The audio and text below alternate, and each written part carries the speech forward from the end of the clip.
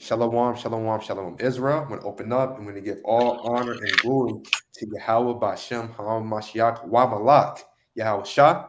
So in today's video, through the Spirit, we'll be going into Jacob versus Esau. Who are the real Israelites? Right, that is the topic, man. This is a hot topic, man. You got some people saying they're the real Israelites, other people saying that they are the real Israelites, but we got the Bible, man. We're going to go to the Holy Scriptures and see who the real Israelites are according to the Bible, man. And I'm joined by two mighty brothers through the Spirit, man. Brothers can hop off mute, pop a shot, and introduce yourselves, and we'll get right into it. God, shalom, brother Yasharala. Shalom, Elder Mahar Shalah. God, all praises to the Most High God, man. We're going to get right into it. And just for the sake of it, and we're going to spoil it, quote unquote. Who are the real Israelites? We want to just get straight into it, man. Let's see who the real Israelites are. The so-called blacks, Hispanics, and Native Americans, man. And that's what we're here to prove today through the Spirit. Let's put up the 12 tribes.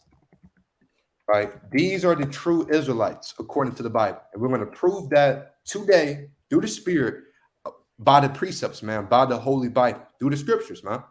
And who are the Edomites, right? The so-called white man. They are known in the Bible as the Edomites, as the sons of Esau. And we're going to go through the precepts, through the Spirit, and prove that right now. And we're going to start off through the Spirit in the book of Genesis, right? Chapter 25, right? Verse number 19. This is the book of Genesis, chapter 25, verse 19. And these are the generations of Isaac, Abraham's son. Abraham begot Isaac, and Isaac was 40 years old when he took Rebekah to wife, the daughter of Bethuel, the Syrian of Paddan, the sister of Laban, the Syrian. So we go from Isaac. We're going from Abraham. He had a son named Isaac. And we're going to read how Isaac had sons. Who are they? What are their characteristics?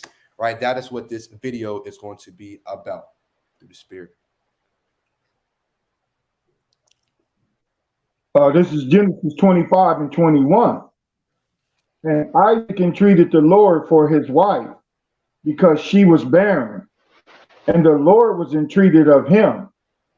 And Rebekah, his wife, conceived.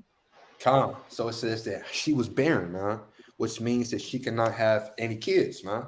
So they were praying, fasting, crying out to like the Most High God, doing what they had to go do, right? And then all praises to the Lord, right? Isaac's wife conceived, and this is what they call, the origin story.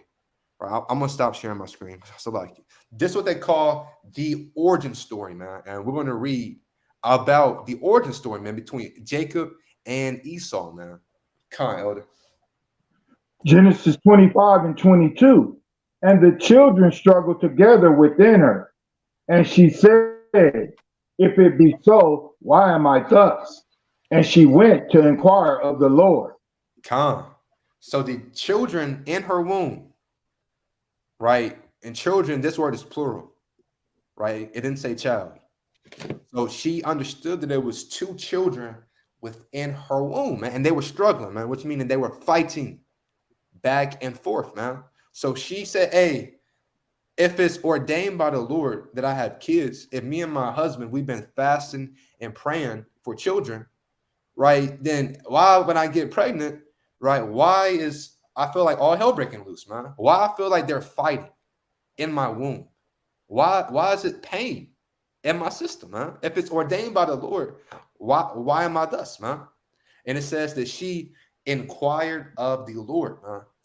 Right? Can a brother pull I don't know if you already got it, King. 1 Samuel 9. Public shot 1 Samuel chapter 9 and 9. And you can break that down too, King. All right, I got you. This is the book of 1 Samuel, chapter 9, verse 9. Before time in Israel, when a man went to inquire of God, thus he spake, come and let us go to the seer. For he that is now called a prophet was before time called a seer. So the reason why brother pulled that precept is because in Genesis 25 and verse number 22, when it says that Rebekah went to inquire of the Lord, that means that she went to a prophet, or she went to a seer. Because in Israel, if you wanted to inquire of the Lord, you want to ask the Lord a question, you would go to the prophets, all right? Because they speak the words of the Lord. All right, now I'm gonna get this quick precept to substantiate that, right? This is the book of Jeremiah, chapter 7. All right, Jeremiah chapter 7. I believe I want 13. God. Jeremiah 7 and verse 13. It says,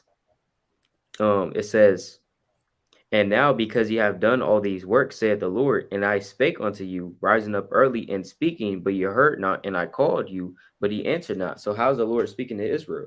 He's speaking to Israel through the prophets, right? Because they're the voice of the Lord. So when she went to inquire of the Lord, this is talking about the prophet, right? So yeah, she went to the and she asked, "Hey, if it be so, if I'm ordained to have kids, if we prayed and we fasted, and hey, it just sounds like the Lord heard these things. Now, why is this pain going on, right? And we're going to see why this pain is going on. Con, yep. If we could pick back up in verse number 23. Genesis 25 and 23. And the Lord said unto her, 2 nations are in thy womb, and 2 manner of people shall be separated from thy bowels, and the one people shall be stronger than the other people, and the elder shall serve the younger. Con. And this is a jam-packed verse right here, man. And we can't forget, this is the Lord speaking, man, through a prophet saying, hey, there's 2 nations are in thy womb, man. So does that literally mean that there's a nation? A nation is a multitude of people. That's thousands of millions, possibly billions of people, man. That doesn't mean she has billions of people within her stomach. That's folly. That's madness. But 2 nations meaning 2 different, 2 manners of people, man. 2 people are in that womb. They're going to be fathers unto nations, but they are 2 different manners of people. They're not the same. They're going to like 2 different things. They're going to find pleasure in 2 different things. They're not the same manner of people, man. I know if you have a brother, right, y'all are probably more than likely pretty similar, man. If you play sports, he probably plays sports, man. But like the Lord through the prophet is telling our foremother, right, that these people that are within our, this would be 2 different manner of people, and one people shall be stronger, man, than the other, and the elder shall serve the younger, man. So the Lord is already letting Isaac know that no matter what goes on, the elder is going to serve the younger, man. So we're going to see what plays out, man. Come on, we're going to pick up back in verse number 24. The book of Genesis, chapter 25 and verse 24.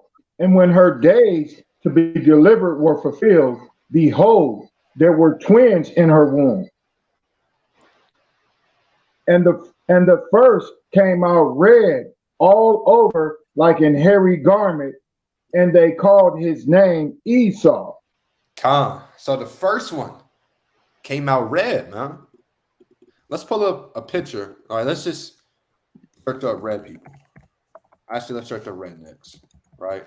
Let's see which people are known for being red, man. Come out the womb being red. So the so-called white man, they're known. This is crazy, man. Redneck pride. I mean, how much simpler can it get, man? How much proud redneck? So, it says Esau came out red, man. And we know who is red upon this earth. They call themselves white, but they're not actually white, man. To be white, that means you're damn translucent. Translucent. These people are not translucent. They're pink. They're red, man. Look at this guy. He's red. And they say redneck pride, man. I wonder what that means. Right. So, look at the picture right there with the one where they pulling his shirt down. It's down. It's straight down from the one you got your cursor on. Come straight down. Yep. Look at his neck. See that? Down. Over to your, that one. See that? Wow. So even under this is pink. But right there is red, man. They get in the sun and they turn red. They get Wow. cancer. They literally, UV rays literally give them cancer. I mean, how can God be dealing with you if the sun gives you cancer? Think about that. God made the sun. I mean, God's not dealing with you, man. That's science, man. Look at this. Look at these guys, rednecks. Right? Let's search up Trump. Right? And that's why they got it. That's why they be spray damn tanning, man. So he's red. He's red. So these are the people, right? This is their father. Came out red all over, like a hairy garment, man. And they called his name Esau. Let's go to the Blue Letter Bible real quick. We're going to take that word back into the Hebrew, and let's see what that word means. Esau. Right, that's what they need. It's going to say what it's going to say, but we're going to still take it there, though. Right? Right? We're going to still take it there. Hairy. Right? Hairy. That is what the blue letter says, that the name Esau means hairy, man. And the so-called white man, he's very, very hairy. Right? And we're going to get back to the point. So our brother has a point or a precept. Yeah, I just want to make a point too, because like it don't even have to be like hot or like sunny outside. It could be like cloudy, and these Edomites is still turn red, man. So it shows you that now of course the sun is going to amplify it, right? But sometimes it don't even have to be like, it can be cloudy and cold, and they'll still be red. So that shows you that they're the true red people, man. And it's kind of hypocritical of them to say that we're colored, right? They say that we're colored, but they're the ones that's turning colors. If you kind of choke out an Edomite, he's going to turn all different types of colors. He's going to turn purple. red, he's going to turn purple, Blue. he's going to turn a little green. So he's the true colored people, man. You know what I'm saying? He's the true colored people, right? We just one color. You know what I'm saying? We don't necessarily turn red and then turn purple. You know what I'm saying? So he's the true colored people. So it's hypocritical of him to say, call us colored. And, you know, he's calling himself white. But according to the Bible, he's the true colored people, man. You know, Come. And it says whoever this eldest is, he going to have to be a servant, man. That's not what man said. That's what God, the Lord said that. So the so-called white man, who are the children of Esau, they came out first. And God said that the elder shall serve the younger, man. So let's see who is the younger, according to the scriptures, man. Come on. I'll pick up back in verse number 26, Baba Shah. Genesis 25 and 26. And after that came his brother out, and his hand took hold on Esau's heel, and his name was called Jacob. And Isaac Salakia. And Isaac was 80 years old when she bare them. So the second son, the younger, his name is Jacob, man. We're going to go to the Hebrew, and we're going to see what this word means, to the spirit. Right? Salakia. That's not the where are we? Right here. Let's see what this word Jacob means. And this right here is our mighty forefather, man. Right? Jacob, right? Meaning heel holder or supplanter. So Esau, he's getting out the womb, and Jacob's grabbing his heel, man. And that's very spiritual, man. He's grabbing his heel. So Jacob, that name literally means supplanter, man. Heel holder. So this is our forefathers right here, right? Jacob's name was changed to Israel. We are the Hebrew Israelites, according to the Bible. That means that we are the sons of Jacob. So this right here, this is our father. Esau is the father of the so-called white man. And again, we're going to continue to prove that. Yeah, we're going to get straight into verse number 27, and we're going to see the characteristics of these two men. And let's see who they align with, man. Come on. Genesis 25 and 27. And the boys grew, and Esau was a cunning hunter, a man of the field. And Jacob was was a plain man dwelling in tents. Con. So it says Esau was a hunter, a cunning hunter, man. And if, hey, that's very plain. You have to ask yourself, right? Which people today go out in woods in camouflage and go hunting? They literally got a show called Duck. Hey, back where I'm from, it's very, very prevalent, man. Hunting. They got a show called Duck Dynasty, where nasty Edomites, right, get up and go duck hunting, man, and camouflage and get in the mud and say quack quack and shoot ducks, man. You don't see Ishmaelites, so like you don't see Arab people hunting very often. You don't see Chinese men hunting. You know, our people don't really hunt like that for real. Not compared to Esau. So we know who are the hunters, man. Let me go to this real quick. North American, right? Whitetail, right? Championship. Here we go. Let's see who won the championship for the best deer hunter. Right. Let's see. Get some photos. I want to know who was in the compass. So first place winner, man. A Edomite with a rifle with a bear. All right. Third place, two Edomites, deer hunting. Fourth place, another Edomite. All of these Edomites, man. 2018 winners. Everybody is a Edomite hunting. These are the cunning hunters of the field. How do you even catch a bear? What do you have to do? What do you have to do to kill a bear? That's off. When did the Lord say go out there with a gun and shoot down bears, man? What did the bear do to you? Right? Let's search the best deer hunter in America. Right, I think our live froze. We stuck at 16:16. Salakia, yeah, mine's just going. Salakia. It's going good for me. What's going there? It's back moving now. Okay, They literally got a show called Naked and Afraid, where they take these Edomites out in the middle of nowhere and drop them off naked, and they survive. So, hey, these are the men of the field, man. Yeah, let's pull up Lord willing, not the perverse pops up. Right, let's see who are the main. Hey, and I watched this show, man. I've watched this show. Right, let's see who these contestants are. You got one brother in the midst of 1, 2, 3, 4, 5 Edomites. 1 out of 6.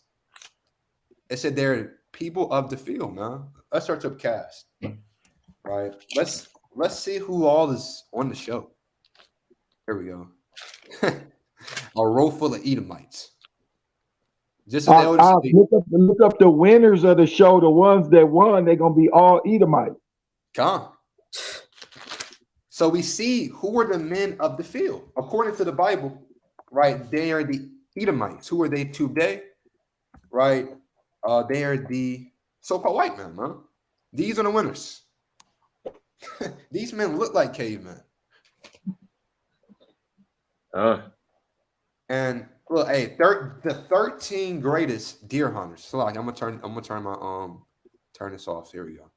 The greatest white-tailed deer hunters of all time. Right? Let's see. This thing isn't even current. Right? Let's try to find one that's current. Right? With the 5 best deer hunters in America. Right? This one should be current. Right? Let's see who are the hunters. See, I don't want to show any pictures. Here we go. I think this is the one that I'm looking for.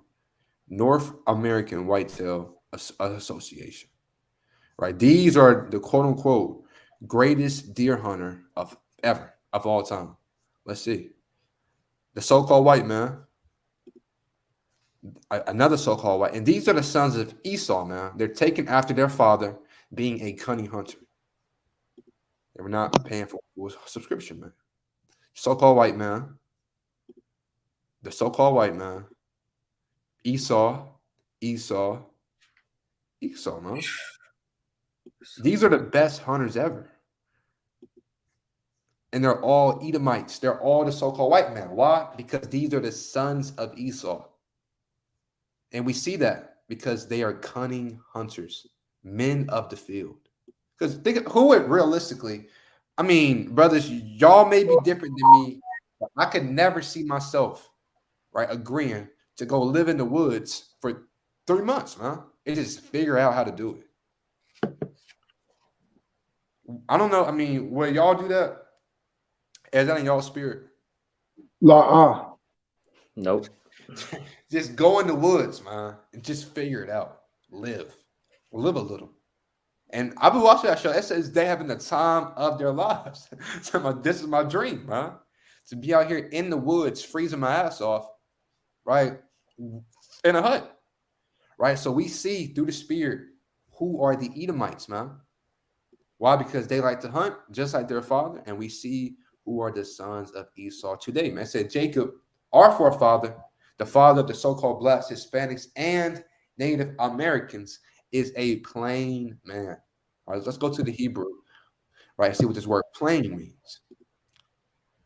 Oh, Salakia, just to let me back on what you were saying, they have a tradition when they kill an animal, they cut the heart out and they take a bite out of the raw heart, See that? I mean, I could never even, I wouldn't even think about that. That wouldn't even cross my damn mind. Madness. So it says Jacob, our forefather, was a plain man, you know. And if anybody has points, brothers can stop me or whatever, you know. It says Jacob is a plain man, meaning perfect. Look, one who lacks nothing in physical strength. So, hey, our forefather was strong, man, or beauty. He was what the world, beautiful, man, sound, wholesome, and ordinary, quiet sort of person. So that's what type, morally innocent. He's not out there stabbing hearts, eating hearts. Because why? Because he's morally innocent, man. He has integrity. He's pure. So our forefather Jacob, he was a perfect, upright, sound, complete, morally upright, man. That's why our people are pretty simple, man. Give us a basketball, some cards, some food, some music, and some drink, and we're cool, man. We don't need much more than that. Esau needs to jump off cliffs to go have a good time. The so-called white man, he needs to parachute. He needs to damn near freeze his ass off and go kill something. And now he's having a good time. Well, our people, we're plain, man. We're ordinary people, man. We don't need too much. I'm sure, food, some damn, food, music, some cards, some drink, and we're lit. Yeah, come on. Yeah, I got a point on that too, real quick. Because it's crazy, like even taking it on a little bit more deeper level with Esau, because Esau is a hunter. Like even like it, Jacob's a plain man, right? Dwelling in tents. Does that mean that Israel doesn't know how to hunt? No, because even back then, we was hunting. But the thing is, we only hunted because we had to. Esau does it for the fun of it, man. He does it just for the hell of it. I'm gonna just go kill some deer today, man. You know what I'm saying? Driving damn 50 miles into the wilderness, right? I mean, he just does it for that. We do it because we have to, you know what I'm saying? Or, you need to go eat, all right, whatever, but Esau, that's the difference, right? And I'm gonna get this preset just on a more deeper level in terms of like hunting, because Esau, he hunts animals, because Esau, he's like a predator. That's why he's likened onto an eagle, right? You read that in Obadiah chapter 1. He's likened onto the eagle, right? Because the eagle is a bird of prey. He's a predator, right? He's also likened onto a lion as well.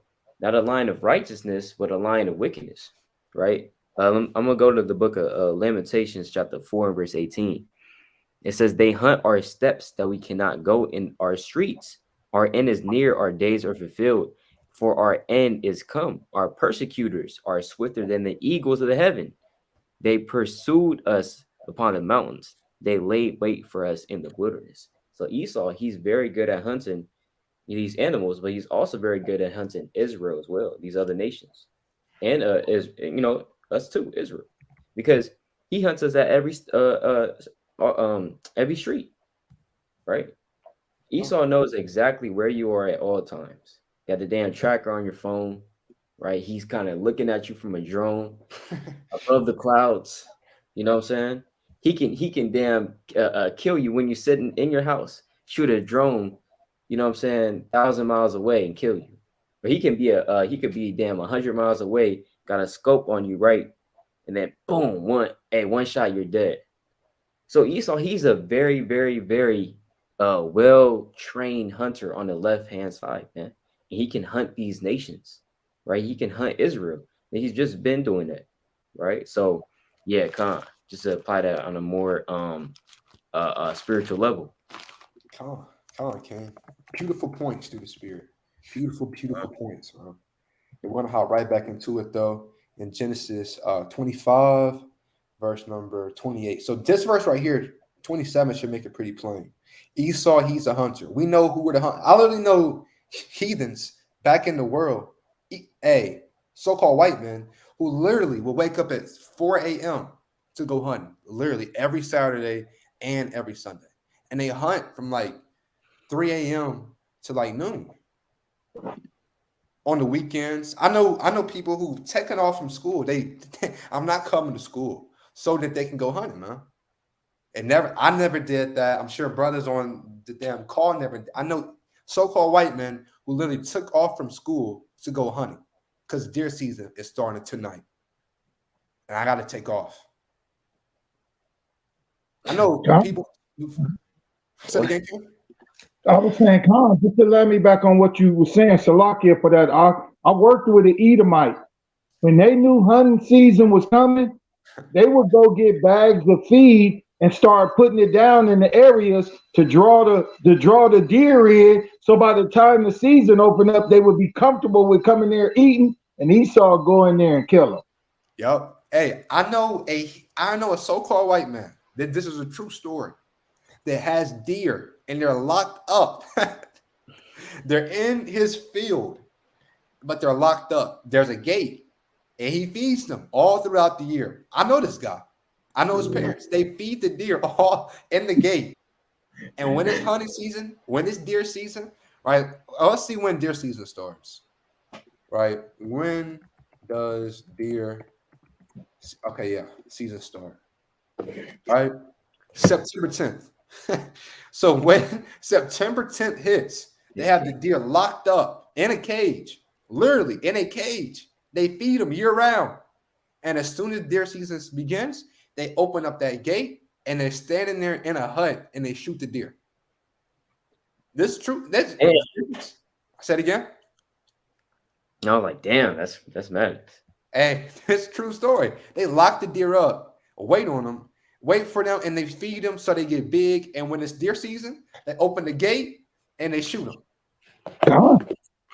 So that's Esau. He's a cunning hunter. Hey, they literally are like little kids on that wicked holiday, Christmas, jumping up and down, ready for hunting season to come. They got all their camouflage. I rode with this Edomite in his truck one time, and he had all his rifles on the back seat. And I was telling him, like, hey, don't you want to go put them up? And it was just so mind-blowing to see Esau wasn't even worried about getting pulled over with those guns or nothing. He was like, oh, we're good. And I'm like, man, you should just go put them up, because I grew up where if you got that, that's automatic jail. Yep. But Esau didn't even care. We rode around all day with them guns on his back seat. Cunning hunter. Yeah, come. Yeah, we're going to get right back into it. Yeah, Esau, he's that cunning hunter. That's very, very plain, man. Get right back into it, though, through the spirit. Yeah, we can pick up in verse number 28. 25, Genesis 25 and 28. And Isaac loved Esau because he did eat of his venisons, but Rebekah loved Jacob. So that word just means deer, right? So even that's why we went to the greatest deer hunters, man. Because Esau, he's even from the beginning been hunting down deer, man. A deer and the so-called white man, they don't get along very well. And we see that even in the beginning, Genesis 25, that this is the case. But yeah, King, we can read verse 29. Public shot. Oh yeah, yeah. I want to make a quick point as well. But Rebecca, mom, loved Jacob, huh? That's very plain, man. Israel loves their mom. So-called black man, he'll love. You can't talk about his mom. That may be your life. Men in the world, you say something about their mom, that may be your last word, man. Men get in the. I've seen men fight men over moms, you know. And if we can get a quick precept of, can a brother pull 1 Kings, Papa Shah, 2 and verse number 17. Right. So even in the beginning, the so-called black, Hispanic, and Native American man has always taken care of their mom. That's why these rappers, everybody knows these rappers, whenever they start popping for real, one of the first things that they do is they buy their mom a house. The so-called black man, if he gets some money, one of the first few things, he may get a watch, he may get a damn chain, a car, but one of the first top 10 things that he's doing on his mind is buying his mom a house. You know, that's been in our spirit since Genesis 25, man, from the beginning. But yeah, Khan King, if a brother can pull that up, Uncle Shaw. Khan, 1 Kings 2 and 17. Khan, King. Khan, and it reads, and he said, speak, I pray thee, unto Solomon the king, for he will not say thee nay, that he may give me Abishag the Shunammite to wife. Khan. So a man is asking Solomon's mom to go speak to Solomon. Why? Because it says, for he will not say thee nay. So when Solomon, King Solomon, who is black and comely, pursuant to Songs of Solomon 1 and 5, his mom, he literally could not say no to his mom. Whatever his mom wanted, she got.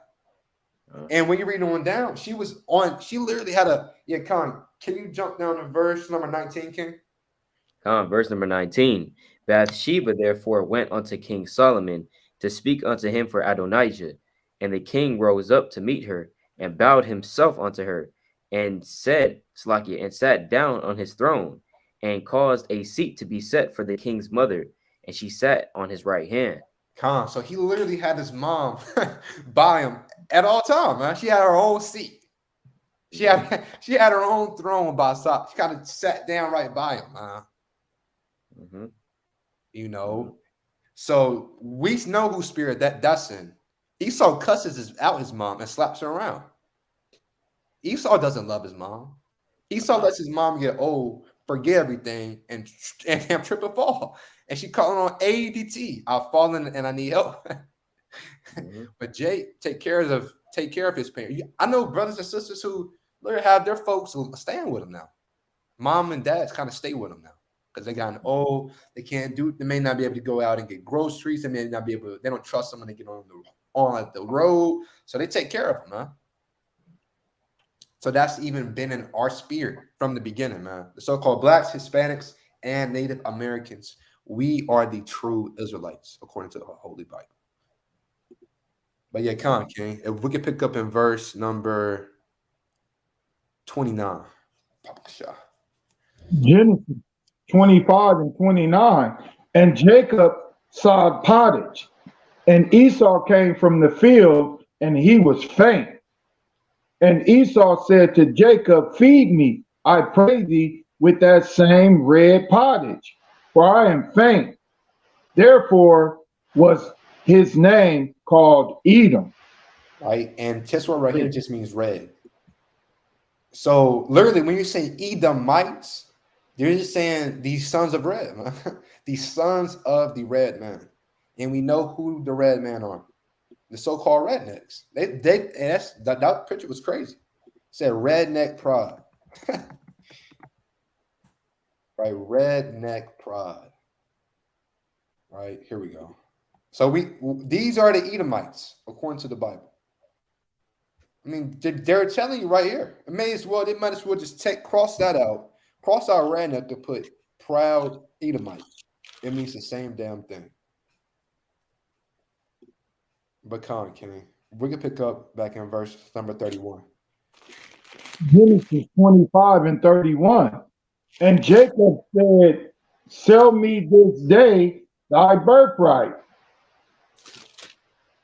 And Esau said, behold, I am at the point to die, And what profit shall this birthright do to me? Con. So the so-called white man, the Edomites, the sons of Esau, they're weak-minded, man. They are weak-minded people. In the Bible, hey, in the same chapter, the Lord said, one people shall be stronger than the other. That's just not physically strong. We know who's physically stronger. We know these things, man. With track, sports, anything, our people excel in, man. But even Esau is about to sell his birthright because he was hungry. That's why when you look at their suicide rate, it's through the roof. Why? Because they may get in a little bit of trouble. They may go to jail, and then they may kill themselves. They may lose their job, and they just may self-delete. Right? But our people, we've been through hell and back. Our people are strong. And that's literally in the Bible that our people shall be strong. And hey, on the also on Honor the Fold, it said that Jacob side pottage, which means Jacob was in the kitchen. He was cooking. Who are the best cooks? So you so-called Black, Hispanic, and Native American woman, and you come from a man that cooked, man. That's it's in your spirit, man. It's in our spirit to be in the kitchen and kind of throw down, man. Damn season. I know a brother who keeps seasoning on him at all times. It is that. Yeah. Always ready. Ask somebody brother right there, man. So even from the beginning, we've been sodding, man. We've been cooking. So you sisters that like to cook, they'll like to feed like your family. That's literally in your spirit because you are a daughter of Jacob. If anybody has a point or precept, what is can? Yeah, I got a quick precept. This is this is the book of Hebrews, chapter 12, and verse number 16. Lest there be any fornicator or profane person as Esau, who for one morsel of meat sold his birthright. So, a lot of people will say when you go into that word for pottage in the Hebrew, it will basically going into lentils, like a lentil soup, or something that is sodden, something that is being boiled, right? So according to the author of Hebrews, hey, look, he's saying through the spirit that Esau, he sold his birthright for a morsel of meat. So there was meat in there. That's why it was red. So it letting you know it wasn't finished yet, man. Esau, you think Esau cares? Esau, he's the one that eats that red meat, man. Yeah. Right? You look that up. Hey, he eats medium rare. He kind of gets the slab of meat, put it through the fire a little bit. He just puts it through the fire a little bit, cut it open. All right, that's nice. Yeah, kind of. Who eats that, man? Who's known for eating meat like that? Definitely not Jake. Definitely not the so-called Black, Hispanic, Native American man, right? It's Esau, the so-called white man that eats meat like that, man. What the hell? That's nowhere to be. That's not finished at all, man. What the hell? You got to put that in the wherever you cooking at for another 30 minutes. Another half hour, man. Salt Bay. Got Salt Bay. Yeah, see, that's madness. If you eat meat like that, that's disgusting, right? And when you read our law, in the book of Leviticus 17, it will talk about what you can't eat anything with the blood. But that's not Esau's law. Esau does everything damn near contrary to the Most High. Yeah, see, kind of putting gold on it too. Complete. Look at that. It looks disgusting, right?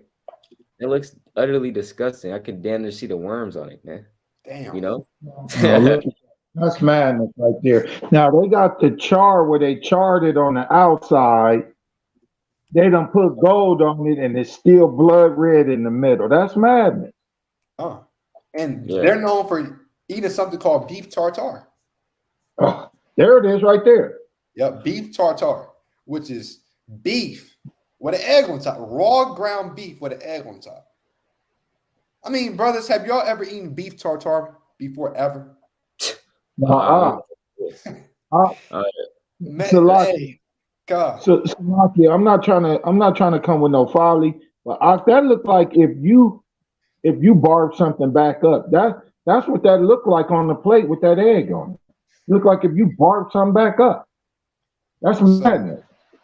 You don't got to tell our people not to eat this. Our people, we know not to. Even when I was in the world, I never would even think about eating no beef tartare. That's madness, man. But I got a story. This is back in high school. It's this girl that I knew in high school, Edomite girl, right? She posted a picture of a steak. She cut it open. It was literally blood on the plate. Blood literally drowned in the steak. The damn piece of meat is soaking in blood. And on the damn Snapchat, she put yummy. I saw that. I lost my appetite. Wow. Literally a steak with blood literally all over the plate. And her caption to that was yummy. I saw that. I almost threw up on spot. Damn, all hell breaking loose, man. And I was up in New York for like the summer. I went out to a quote unquote fancy fine dining, quote unquote. That's what this world would call it. And they had steak there. I said, yeah, I need my steak well done. Every Edomite at the table turned their head. Well done. You're ruining the meat. So they eat their stuff with blood, right? People asking for it rare. That's what, and they had a thing called blue rare, man. One of the guys at the table said, I only eat it rare. I only eat it rare, man. He said, I only eat it like this. This is a so-called white man. Who are the Edomites? Our people wanting to even, our people, they may dabble in this really because the so-called white man acts like it's a sin and God's going to judge you if you eat meat well done.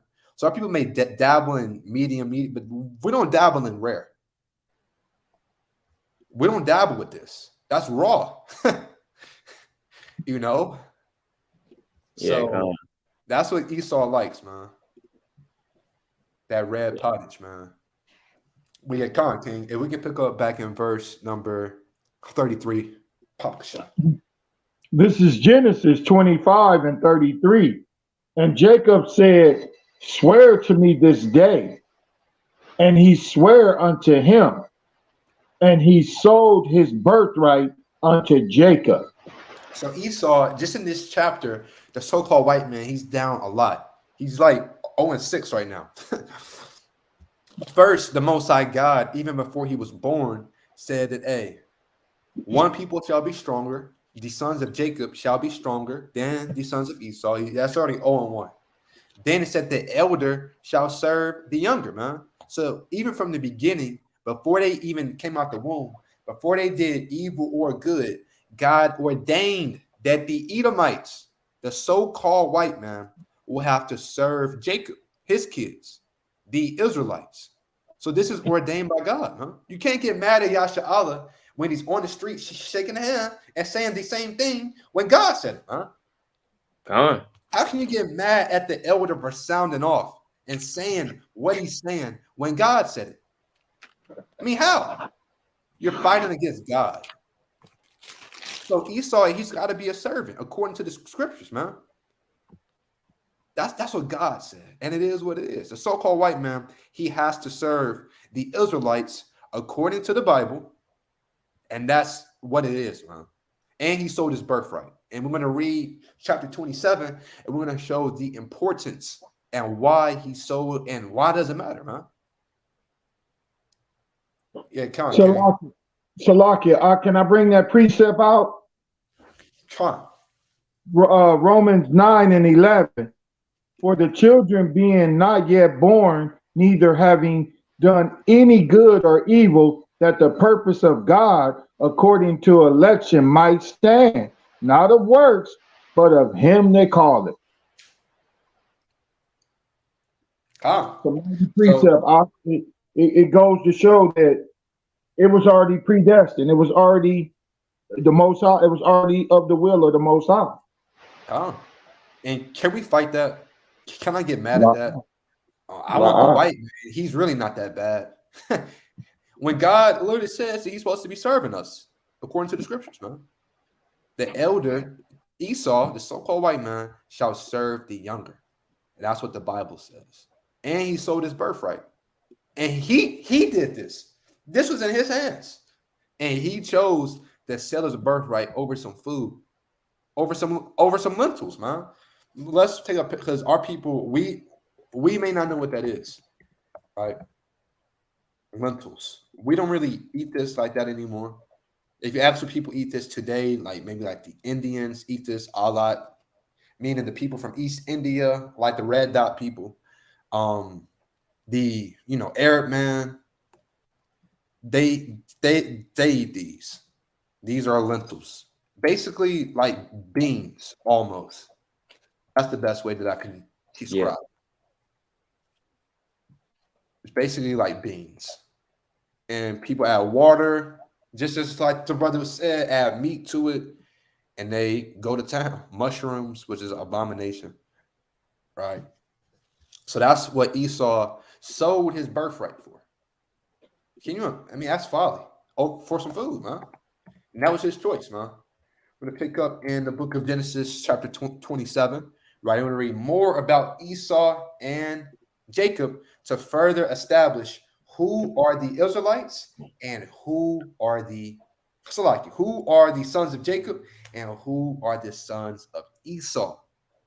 Right, I'm going to pick back up in this chapter real quick. You want me to start from the top? Come, yep. This is the book of Genesis, chapter 27, from the top. And it came to pass that when Isaac was old and his eyes were dim, so that he could not see, he called Esau his eldest son and said unto him, My son. And he said unto him, Behold, here I am. Here am I, Salakia. And he said, Behold now, I am old. I know not the day of my death. Now therefore take, I pray thee, thy weapons, thy quiver, and thy bow, and go out to the field and take me some venison. Come. So it says, take thy weapons, thy quiver, and thy bow, man. So even in the beginning, Esau was a bow hunter, man. We ask yourself, who do you think holds weapons like that for real? Jay, he may have his little tool, may have it may just literally be a damn tool. Esau got rifles. Like I believe like there's a different type of age for when you can get a rifle compared to when you can get like a actual handgun. There's like a big age gap. Why? Because the so-called white man, he set his laws up. So, hey, if you want to hunt and if you're a child, feel free. Get you a bolt action rifle and go hunt some deer, man. So even in the beginning, we see that the so-called white man, and he has his weapons that are used for hunting. And this is that's proof the so-called white man, they're the sons of Esau, Edomites, according to the Holy Bible. But we could pick up in verse number 4. Genesis 27 and 4. And make me savory meat, such as I love, and bring it to me, that I may eat, that my soul may bless thee before I die.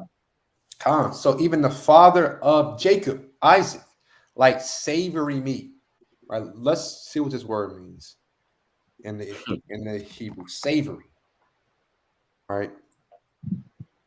So like what verse were we in? 4? Yeah, here we go. That was 4. Throw water, elder. Savory, tasty, right? So this is the meat with some seasoning. So I'm sure brothers got I got just in my kitchen right now, I got some savory seasonings. We got the garlic powder, onion powder, seasoned salt, adobo, Cajun seasoning, a thousand. Brothers got 1,000 seasons, man. So this is for sure. You daughters of Jacob got the seasons, man, on deck. You got the cinnamon, the brown. You got the dark brown sugar, and you got the light brown sugar, and you got the white sugar, man. All different types of flour, almond flour, bleached flour. You got corn starch, everything, man. All of the seasonings, man. Why? Because even before that, the father of Jacob, whose name is Isaac, he liked to see. that meat that was marinated, man, in all types of seasons, and it smelled real good, and it tastes real good. Come on. I got a precept real quick on that. Okay. This is Mark 9 and verse 49. It says, "For every one shall be salted with fire, and every sacrifice shall be salted with salt." You see that? So, and the Lord's like, look, every sacrifice got to be seasoned with that salt, man. You know what I'm saying? It got it. You know, can't just throw up a sacrifice to the Lord. It's not savory. You know, so Isaac, it shows you that, you know, our people, the similarities between our people, you know, and they, you know, Israel always makes that, even Israel in the world makes that joke all the time that Esau does not know how to season. They don't season, man. The chicken, it looks all plain, it don't taste good, it's not cooked right, you know. But you look at Northern Kingdom and Southern Kingdom, they know how to make that good, tasty food, man. You know, a lot of times when you go into like I went into like this barbecue place that was run by Edomites. Trash. It was trash, man. Completely trash. But but guess who liked it? Edomites. Edomites like going there, which is full of Edomites. Issachar didn't go there. You know what I'm saying? No, Issachar did not go there, right? Because it was trash, man. Right? It says what? Salt is good, but if the salt have lost his saltness, wherewith will you season it? Have salt in yourselves and have peace one with another. So the Lord speaking in the spiritual sense, but even in the carnal sense, salt is good, you know, to season, right? That's why the brother's talking about, you know, the season, the garlic powder. You got the cumin. I don't know if brothers use that, but you know, like all these other seasonings, you know. Yeah, cumin. Yeah, brothers use that. You got the paprika, you got the seasoning salt, you got the cayenne, you got all of them. All of them, huh? And that's how our people rock, man. That's how people rock, man. You got all different blends. They have steak seasoning, you got chicken seasoning, steak. You got all the type of seasons, man. I know a brother who has a special brother in the truth. He has a special seasoning blend, man. Put it in a jar and start shaking it up and start seasoning the food, man. Brother, out of nowhere, out of his pocket down there, pull out a can of his special damn seasoning. Start shaking it up and start seasoning the damn chicken, man. For the brothers, man. For the Aki. You know, people, you got secret recipes. Don't ask Eve for her secret recipe. You're not going to get it. It's locked up, man. It's not happening. And it is. Eve will tell you, oh, I'll season it for you. Yeah. You're not getting that recipe. Eve said, I'll season it, I'll do it. I don't want you to see what I'm putting on it. She duck off in the closet with a bag, and she coming out, and the food tastes phenomenal. It tastes like it's angels' food. Just this kind of tender thing, huh? So our people, you know, we are the sons of Jacob and the daughters of Jacob. It's very, very plain. Mm-hmm. Yeah, come on, King. We'll come back in verse number 5. Genesis 27:5. And Rebekah heard when Isaac spake to Esau his son. And Esau went to the field to hunt for venison and to bring it. And verse 6.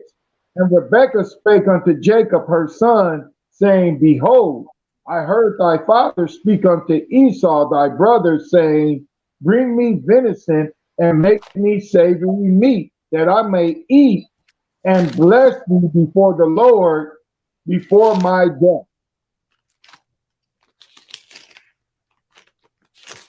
So, hey, we're gonna see how she plays this thing out, man, because she understands what's going on right now. She understands that, just like the father Isaac, he is about to bless his 2 sons before they die. So she remembers Genesis 25, that the elder shall serve the younger. So Rebekah, she's moving in the spirit of God, the spirit of the Lord. This is a mighty sister right here. She remembers these accounts, remembers what the Lord told them through the spirit, and she's going to make sure that the will of God be done, that Jacob get the blessing. Why? Because we'll go back to it real quick. All right, let's see why. Because the Most High God told her that the elder shall serve the younger. God, the Lord said unto her, and she knows it. So she has to make sure that the will of the Lord be done, man. So what we see now, people kind of get on Jacob. People say he was a trickster. People say that Jacob was wicked. Jacob lied. But this is the will of God. I mean, this is God right here. God ordained this before they were even came out the womb. So you got to kind of call God something. Kind of gird up your loins and I can't even damn do it. Hey, look to the Most High and kind of get mad. That's what you got to do. Don't get mad at Jacob. Don't get mad at my foremother, Rebecca, man. Right. Don't do that. Right? So, yeah, we're gonna see. And to kind of land me back on it, Esau sold it. He said, what profit me this birthright? So he even sold it. Come. So you people that are mad, you got to take it over Esau. Call him from the grave. And tell him to say sorry, man. Tell him what he should have done. Make him apologize to you. Make him repent. And you got to kind of get mad at them. Don't get mad at Jacob, man. Do not get mad at Rebecca. Take it up to the Lord, man, and see how you fare. Right? Mm-hmm. Like, yeah, we can give verse number 7, King. This is Genesis. Oh, we read 7. We had 8. I want to read 7. Okay. Yeah, 8. Genesis, 8. Salakia. Genesis 27 and 8. Now, therefore, my son, obey my voice according to that which I command thee. Go now to the flock and fetch me from thence 2 good kids of the goat, and I will make them savory meat for thy father, such as he loveth. So we see Esau is hunting down deer, you know. Our people, Jake, hey, he's getting the goat, man. Jacob, he's getting the goat. That's why when you deal with our people, Esau, I've never seen one Edomite ever in my life eat curry goat, huh? Benjamin in the kitchen with all types of seasonings. They got, man, everything. They throw potatoes, damn carrots, damn broth, damn bouillon, the damn ginger, chop it up with the garlic, kind of wash the meat, let it marinate. This, it's a whole process, man, for the goat, huh? And our people eat curry goat. Benjamin, the so-called Jamaican, man, woman, and child, cook and eat curry goat. And this is some of the best food right here, man. Some of the best eating right here, man. Mm-hmm. So we see even from the beginning, Jacob, the sons of Jacob, so-called Jamaicans, know how to cook goat, man, and know how to make it taste good, man, savory. You know, yep. I'm gonna drop it right there. Con. It's like, hey, even to make an even quick point of that too, you know, our people, they eat, you know, goat, lamb, right? We know how to make it good. We know how to eat that. You know, Elam also knows how to make that too, right? Elam, he can get down with that too, you know. So certain other nations, like the Eastern nations, you know, other than Esau, right? They actually know how to get down. You know, Ishmael can get down, you know what I'm saying, into that too, right? Eat it with the rice and stuff. It tastes good, right? But Esau, he doesn't eat that kind of stuff, man. Esau eats like monkey brain, and he eats like, you know, Esau eats all this weird stuff, man. You know, Esau be eating weird stuff, literally. Right? But yeah, literally. So, just to let me back on that, not only monkey brain, but raw monkey brain. Right, raw monkey brain and snails. Esau eats snails too. Yep. Yeah. That's exactly what I was thinking too, King. Oh yeah, come on, praise, yeah. Like the French, like that's like their top dish. So like, I spelled it wrong. Yeah. Snails.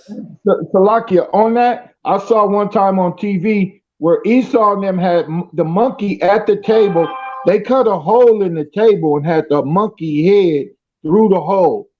They took a doctor's instrument, and they cut the whole top of the monkey's head off while he was alive. Now he had his neck through the hole. Hey, and they literally start eating on his brain while he was still alive. They cut the whole top of his skull off and had his whole brain showing, and they was eating him. You might could Google that and pull that madness up. Man. Man. Esau, man. This is a joke. They copped off the monkeys in this. You can see it right there. Huh? This is, man. You can see another one right there to the side where they got the brown monkey head. That one was gray, but they got the brown one right there. Man, oh man. Yeah, so I didn't know about that one. Huh? Yeah, come, mad. And I want to know, what is this green stuff? What is this? Wow. My stomach is bubbling. What the hell? Getting nauseous. What is it? What's this green stuff, man? So Jacob, he didn't have to go deep ski diving to find snails, man, to feed his father, because he didn't eat snails. Right. What is this great? What is it? It's madness. For raw meat, we know who eats these things, man, from rare, and they eat this thing called foie gras, right, which is duck liver, goose liver. And this is high dining to the so-called white man. This plate probably costs like $200. Wow, that's crazy. I mean, I've been to restaurants where they have this on the menu, and I've seen men almost order this, man. Yeah, come on.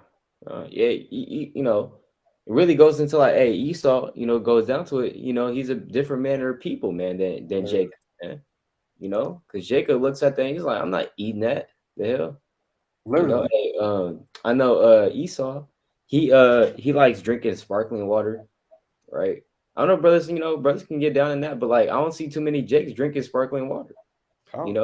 Just plain sparkling water. So this is Esau's menu, right? He got foie gras. This is menu and tart. What is tart? Steak. Hey, steak tartare. That's that raw steak with the egg. You got the duck. You got scallops, crab fritters. This is literally his menu. This restaurant it's probably out of my price range. It is. That's why they don't even got the price on it. If it was affordable, if it was something cheap, they'd have put the $19.99 or $17. That junk is so high, they don't even put the price because they know if you come in there to get it, they're gonna charge you a nice price for it. Yep, four damn price tags, four logo, and that had it all. That the damn crab, the steak tartare, the snails, the damn, and this is in Atlanta, where I'm currently residing. So yeah, this is brother says two manners of people. Some people like curry goat. You kind of wash it with the lemon, with the vinegar. You kind of got the turmeric. You got the cinnamon. You got the our people get down with that stuff. We don't get down with this. Right, I'm gonna put it up one more time. I'm gonna get right. I mean, I've never eaten this in my entire life, and I'm sure that none of the people that's on this live right now have ever eaten raw ground beef with an egg on it. You get your little cracker. Say it again. No, I'm just like, that's madness. I mean, and you get your little cracker, your little salted cracker. You get you a little onion, get you just a few capers, and you dive in with the raw egg, with the raw beef. So it's two different manners of people. Right. It should make it plain that us, so-called black man, Hispanic and Native American man, so-called, and a so-called white man, we're not the same. People say everybody is the same. I don't delight in that. I don't delight in skydiving. I don't delight in that, man. I don't delight in folly. But the so-called white man, he has to go, I have to have a bull chase him. I'm feeling alive. I literally know a man in the world, a so-called white man, that says when he turns this age, he can't wait to go skydiving. She said, I just want to feel alive. or bungee jumping out. Yeah, Bungee jumping, yep. I was about to say, yep. Bungee jumping. Yep. And I just want to feel alive. Yeah, there's even a video of like Moabites trying to do that. Because Moabites, like how it says in the book of Second Ezra, thou Asia, thou art partaker of Babylon, and the hope of them, roughly paraphrasing. So some of these Moabites, they trying to want to get down in it. They can't do it. They literally, they're like, oh, I can't do it. I can't. Hey, stop trying to act like the so-called white man. Stop trying to do the thing. Hey, Esau, I don't see Jake doing that. I never heard of Jake say, I'm going to go bungee jumping, just on his own accord. And if he does say it, it's because he's around these damn heathen, man. Literally. It's because you're around Esau too much. But Khan, you got it. Literally, Khan, King Khan. Yeah, we can get back into the chapter, verse number 10. This is Genesis 27 and 10. And thou shalt bring it to thy father, that he may eat, and that he may bless thee before his death. And Jacob said to Rebekah, his mother, behold, Esau, my brother, is a hairy man, and I am a smooth man. So even from the beginning, the sons of Esau are hairy, man. We're smooth. We don't got too much hair on us, man. Especially on like the arms and the legs. It's not that hairy, man. Let's search up hairy white man. Right? The sons of Esau. I mean, I don't want to see this man's chest, right? But you see his back is hairy. I've seen some things in the world. I mean, I'm really about to throw up. So we know who's hairy, man. The so-called white man. Right? As I've seen people with back acne pop in the back. I've seen men that have to lay down and get their damn back popped because they got all types of damn ingrown hairs all up in their back. I've seen that. Take off and it's 1,000 bumps. All you see is red and bumps, man, and popping and pus and yellow and nastiness. I don't have to worry about that. Salakia, I think the reason why Esau is always looking for Bigfoot is that he's trying to throw everybody off his trail because you are Bigfoot. You the hairy monster, and you want to make everybody else think it's some monster that's in the wilderness, that you're a cunning hunter, and nobody's ever been able to get one or kill one, but he's just always 1 or 2 steps ahead of you. Like, we're going to catch him soon. It's like, you are Bigfoot. You that hairy monster. Come. Sorry. So yeah, we're gonna pick back up. So see, our forefathers, we're smooth people, man. We don't have to shave our damn arms and our legs. I've never shaved my arms ever in my life, or my damn legs, man. We don't got to worry about that. Yeah, Colin came. We can pick up in verse number 12. This is Genesis 27:12. My father, peradventure, will fill me, and I shall seem to him as a deceiver. And I shall bring a curse upon me and not a blessing. And his mother said unto him, upon me be thy curse, my son. Only obey my voice and go fetch me them. 14. And he went and fetched and brought them to his mother, and his mother made savory meat such as his father loved. And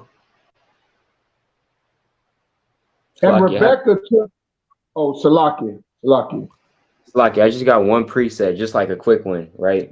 Was like about like what's going on, because Jacob's, because look, this whole time is his mom, is Rebekah, that's telling this to Jacob. She's commanding him to do this, right? So I don't know why people want to point the finger at Jacob.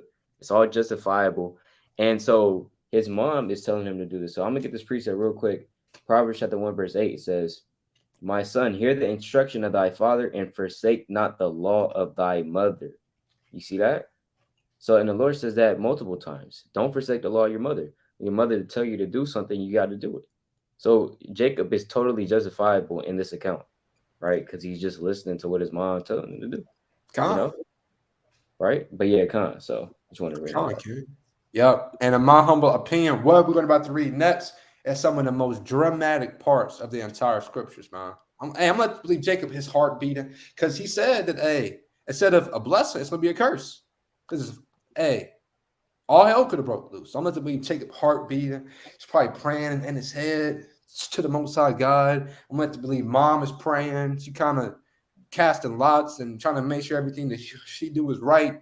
So this is a very tense moment. We can't just read it. Oh, yeah, and he brought forth the kids, and then Isaac, he ate the food. And no, that's not how it is, man. It's a very tense moment, man. Because Isaac had a lot of power with the Lord. He is a chosen man upon the earth. And if he wanted to curse his own son, he could, man. Hey, not to go on a tangent, but Noah did that. Noah cursed Ham for going off. So if Isaac could have did the same thing. You're Jacob. And because of that, you and your sons and also your daughter shall go through this, and this, and kind of just lay it on us, man.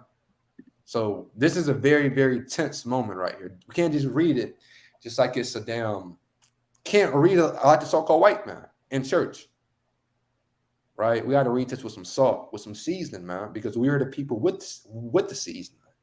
But yeah, come on, King, if we could pick up back in verse number 15.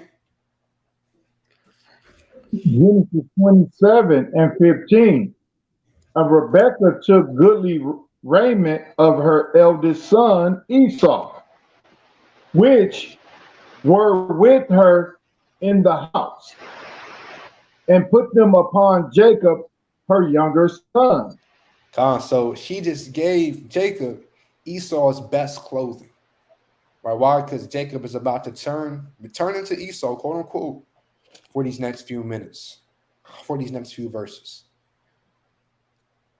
But yeah, King. Freaking pick back up though. 27 and 16. And she put the skins of the kids of the goat upon his hands and upon the smooth of his neck.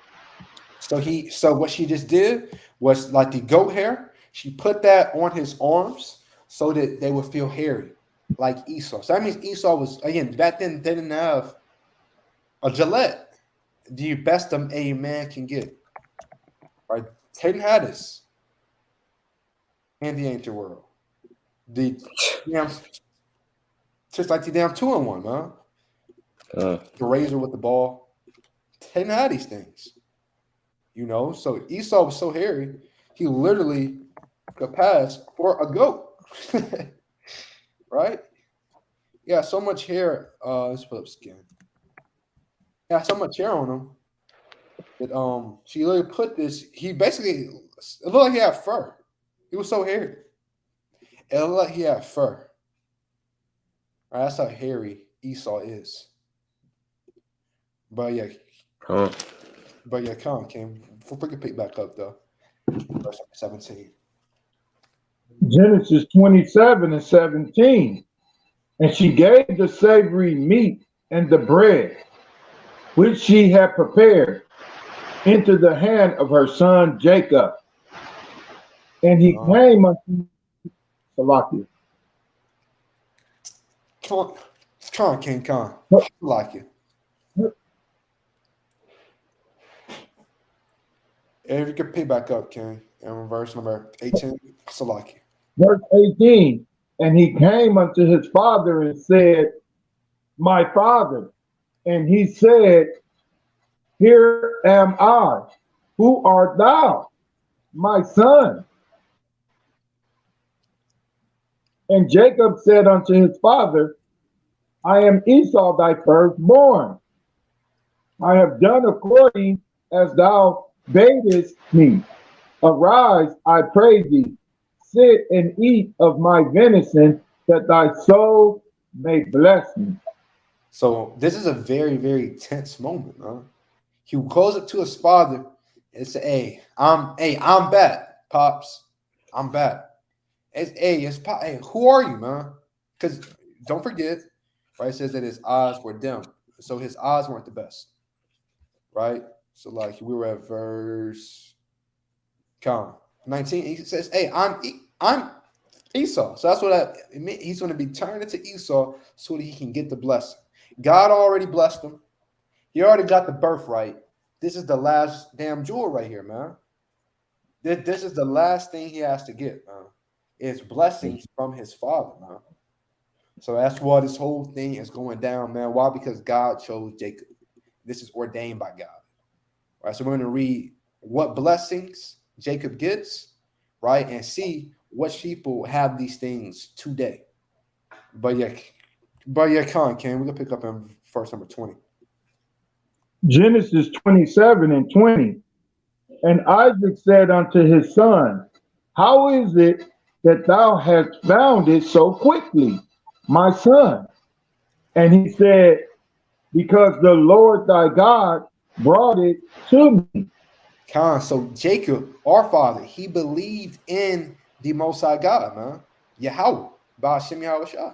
He believed in the Most High God. He said, because the Lord Yahweh brought it to me, man. So that's what plain said. He was a plain man, meaning he was perfect, man.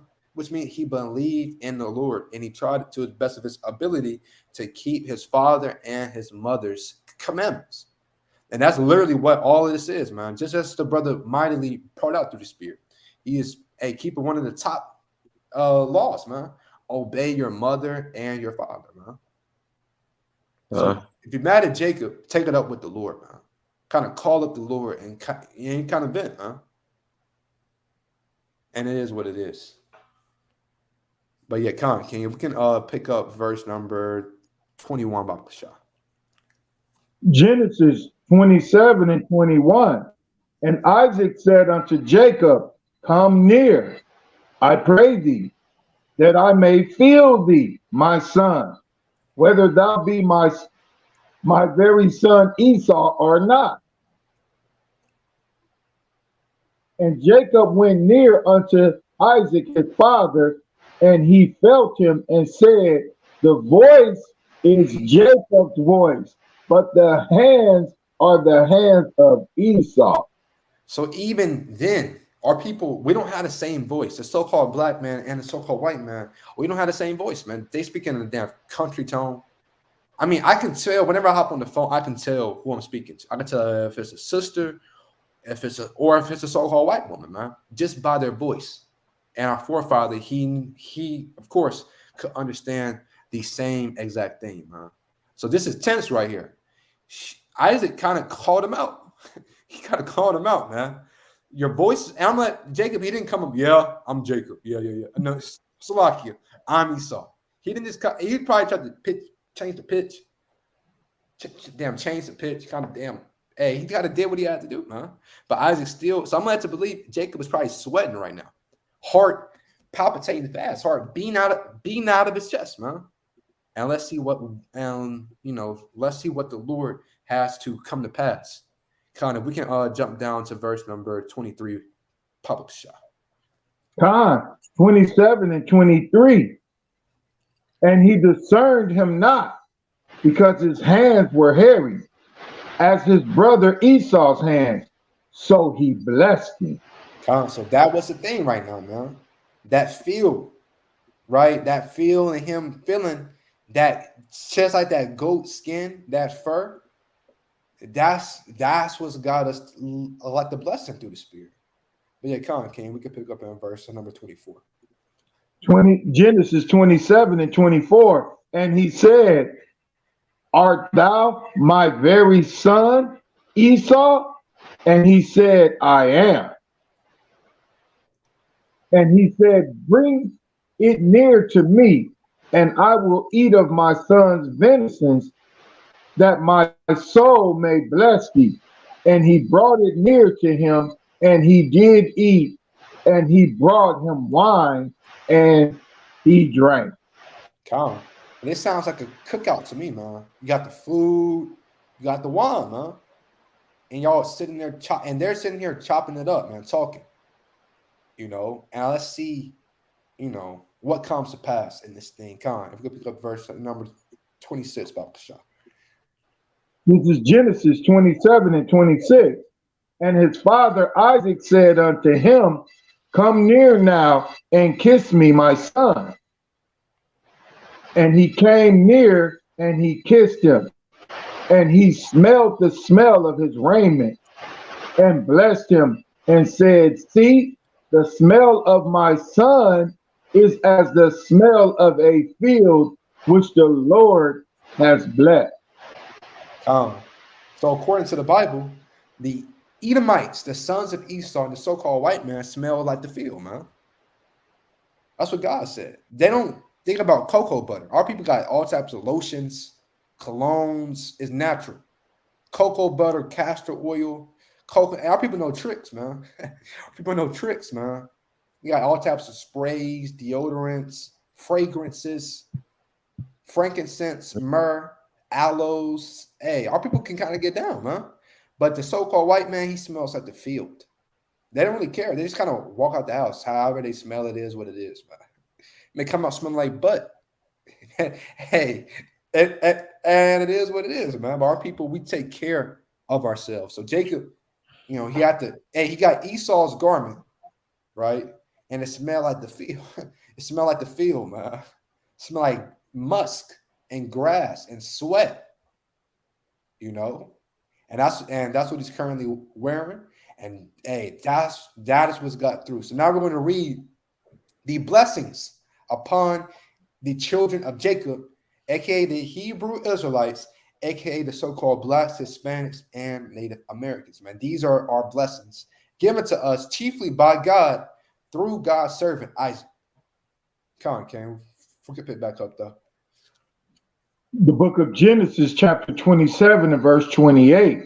Therefore, God give thee of the dew of heaven and the fatness of the earth and plenty of corn and wine. So our people are prophesied to be fruitful, man. When it comes to gardening and things like that, and we produce crops, man. So our children can eat. Right? But yeah, okay. We can pick up in verse number 29. Genesis 27 and 29. Let the people serve thee, and nations bow down to thee. Be Lord over thy brethren, and let thy mother's son bow down to thee. Cursed be every one that curses thee, and blessed be he that blesseth thee. So another one of our blessings is that nations will bow down unto us, man. People shall serve us, man. This is chiefly, right, going into the kingdom of heaven, man. People will serve us and nations will bow down. It says, be Lord over thy brethren. Who is our chief brother? Esau. So we are prophesied to be Lord over Esau, to rule over Esau, man. That's how we know that this is of the Lord, because the Most High already ordained in Genesis 25 that the elder shall serve the younger, which means that the younger shall bear rule, man. So Jacob, the sons of Jacob, the Hebrew Israelites, in time to come, according to the Holy Bible, prophecy, will rule over all nations. Right? That's what the Bible says. We will, Yasha Allah, Most High willing, will have a crown upon his head and a scepter in his throne, establishing order within the land of the heathens, man. The mighty elder, he will have a whip in his hand, making sure that the heathens are keeping the law, Lord willing, and doing what they need to be doing, man. A whip and a rod of iron in the other hand. See that? Both. That they would have got like this right here, man. Why? Because it is a blessing upon him, man. A blessing upon Jacob. And we are the sons of Jacob. So hey, we got to carry that blessing. Well, we are going to carry that blessing according to the Lord, man. You can get mad. You can try to chop down the video. You can kill me. But that doesn't matter. This is written. God said this, and it is what it is, man. It is what it is, man.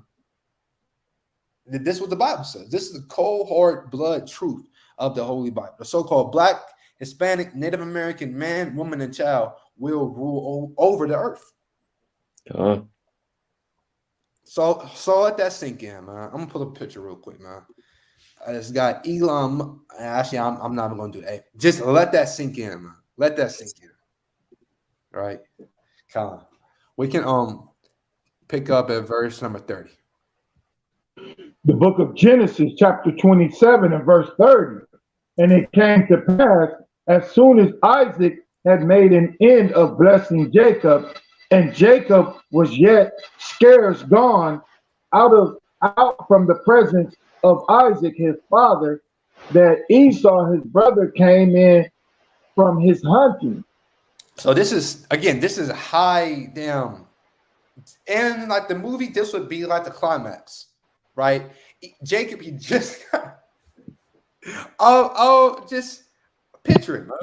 A brother, he just got done. He has on your garment. You're thinking Esau's coming back thinking, what is Jacob doing with my clothes on? Why does he have damn hair on his arms? What's going on? I know I'm supposed to be going back to my father to get his blessing. So why do he have my clothes on, man? So this is very tense right here. You kind of see him. Look at Esau was kind of eyeing him down, man. I mean, what's going on, man? I'm trying to figure out what's going on. And I'm led to believe Jacob, he's walking out, he's praising the Lord, man. He's probably throwing up prayers. He's probably happy, smiling, excited, probably going back to mom's to go tell her what happened. Then he sees Esau. He looks and he looks back. And he sees Esau like, damn. And he kind of hurried up back to mom, huh? So this is a very, very tense moment right here, right? Sounds like it's like a Mission Impossible movie where they just finished the mission and pull the vent closed and security come in the room and look like, what did we just miss? I know something just happened. God, yep. They're kind of looking around, seeing if anything's out of place. So this is very tense right here, man. This is very, very tense moment, man. So now Esau, I'm led to believe he kind of sees Jacob kind of storms in. He kind of storms in, huh? But yeah, come on, King. Verse number 31. This is Genesis 27 and 31. And he also made savory meat and brought it unto his father and said unto his father, let my father arise and eat of his son's venison, that thy soul may bless him. Oh. And Isaac his father said unto him, who art thou? And he said, I am thy son, thy firstborn Esau. Damn. And let's see what Isaac did. 33. And Isaac trembled very exceedingly and said, who?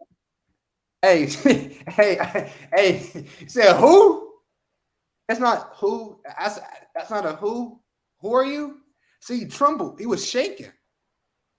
What the hell? I just spoke to Esau. He smelled like Esau. He's hairy like Esau. I just blessed Esau. What do you mean you're Esau? So I'm meant to believe he's who? Huh? What's going on, man? Come on, King. From Genesis 27 and 33 from the top. And Isaac trembled very exceedingly and said, who? Where is he that hath taken venison and brought it me? And I have eaten of all before thou camest. And and have blessed him. Yea, and he shall be blessed. And it is what it is. At this point, this is when Esau knew there was rocks, man. First, God already told you that you're going to serve your younger brother. Second, you chose to sow your birthright into you chose to sell your birthright to Jacob. Now, third, and he shall be blessed. And it is what it is, man. I said it, and it is what it is. The Mosai, he's dealing with me.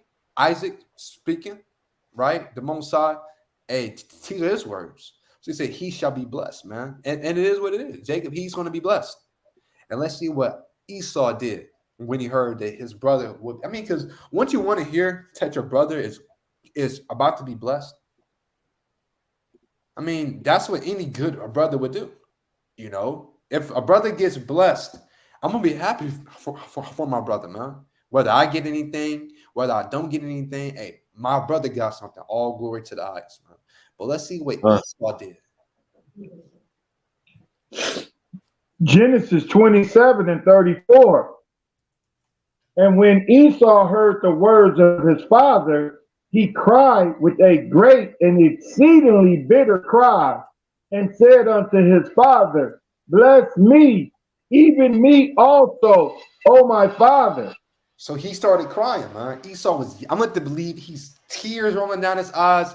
Esau is yelling at the top of his lungs, tears rolling down. Hey, bless me also, my father. So this isn't just bless me, my father. This is a lot. He's yelling in tears, and all hell breaking loose. He needs a box of Kleenex, man. Wipe the snot off his nose. Right? So he's crying. Exceedingly bitter cry.